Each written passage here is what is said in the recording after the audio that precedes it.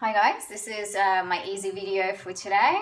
So today I'm going to make hummus, and these are the best tasting chickpeas that I've found, the organic ones from Coles. So just drain those off, put it in your container for the Ninja Bullet or processor or whatever you're using. Add about 1 to 2 tablespoons of sunflower oil, depending on how oily you want it. A splash of liquid smoke.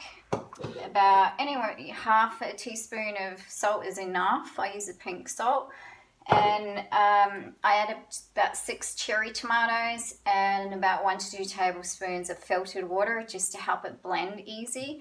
And you can also add stuff like half a cup of parsley if you want it quite herby, coriander, and if you like garlic you can put that in as well. Obviously from my videos you can see that I don't add onion or garlic to anything. Not a big fan, but that's up to you what you want to add. And just blitz it up, super easy. Put it in a container and you can use it on wraps, with crackers. I like these organic ones.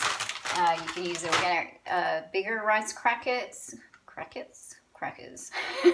and use it on whatever you like. Thanks for watching.